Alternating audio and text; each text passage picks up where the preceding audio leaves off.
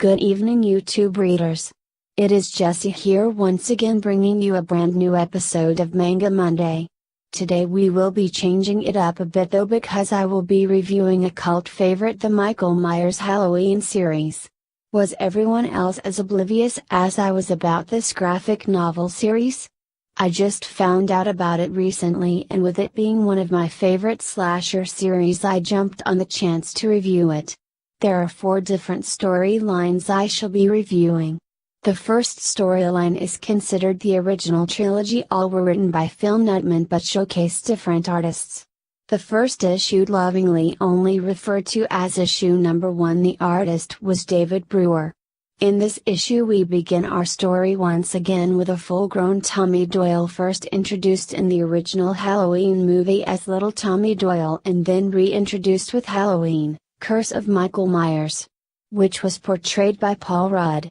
Now I do not want to give the storyline, so I will skimp on the information and let you find out the ending for yourself.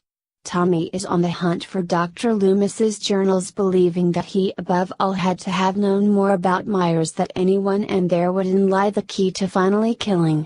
The 2 things that I enjoy most about this particular issue is that one, we get an insight into little Michael Myers and some of his time spent in the mental institution, and second, with the interactions between Tommy Doyle and Michael Myers.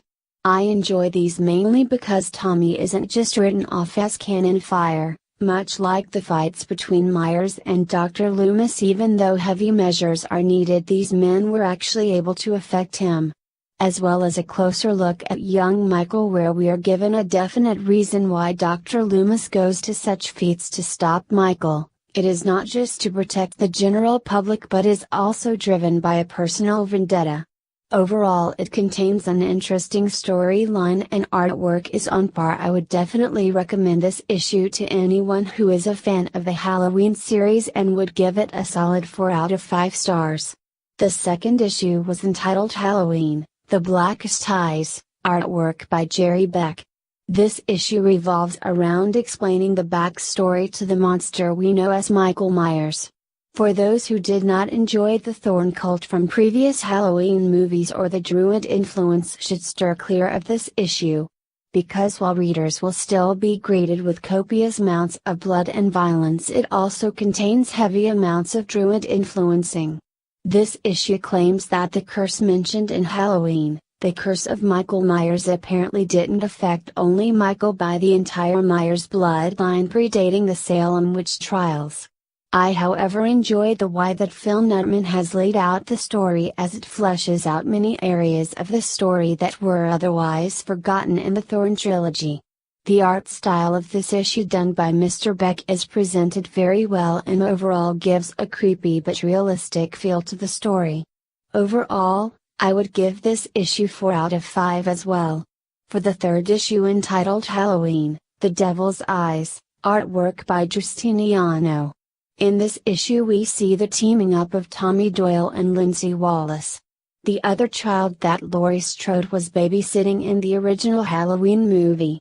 Now there is not too much I can say about this issue without giving away the ending of the second issue or the end of this issue. All I can say is that Justiniano did wonderful work with the pictorial content. And the ending will catch you by surprise.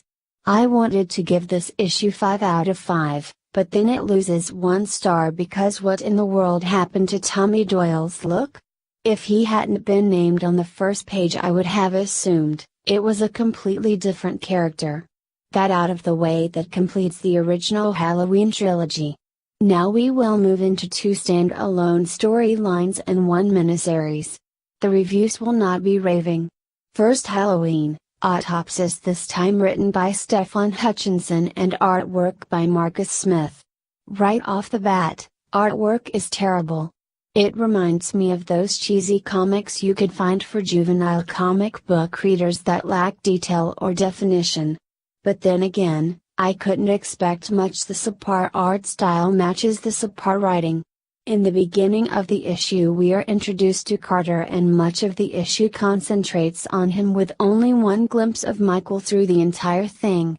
Carter is one sick puppy, and at least I can find satisfaction in the ending even though it was completely foreseen. The build-up is lousy, and the writing style doesn't even deliver on what build-up that was created for the characters that you could care less about. The only upside to this issue is emotional depth that is given to Dr. Loomis, who gives an off-panel focal point. Overall rating: 1 out of 5, and it only gets that for Dr. Loomis. Next, we have Halloween, One Good Scare, written by Stefan Hutchinson and artwork by Peter Fielding. Artwork in this issue is better executed, even though the entire issue is down in shades of blacks and grays. The storyline is somewhat interesting, as we are now introduced to Dr. Loomis's son, also a doctor at a mental institution, and is later introduced to Lindsay Wallace. The story then revolves around these two. Overall, the story leaves much to be desired and the outcome is expected. The only thing that leaves the issue on a high note is the artwork of Peter Fielding. The final scene leaves the reader breathless. Overall 3 out of 5 stars for this issue, and much of that is thanks to the work of Mr. Fielding. Finally, we come to the miniseries Halloween, Night Dance, also written by Stefan Hutchinson and artwork by Tim Seeley. The artwork of this story is better than the artwork from Autopsis, but it still reminds me of young adult graphic novels. Now that we have that out of the way, let me just say I hate this series more than any other I have reviewed so far. Stefan Hutchinson really outdid himself on this one. I do not know if it was the writer's prerogative or the artist's, but this issue portrays entirely too much nudity for anyone to be comfortable with, even considering this is based on a slasher series. There is also introduction of a child who is murdered, child nudity, and the implication of incest. I know that storyline was fooled around with in Halloween, The Curse of Michael Myers, but is more fully explored here.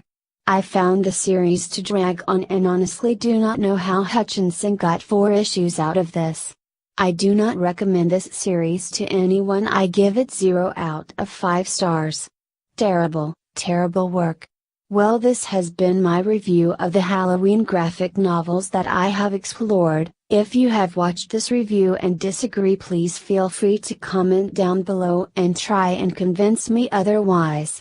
And remember to keep reading Yubbers, and I will see you back here Friday for another spooky novel review. Good night.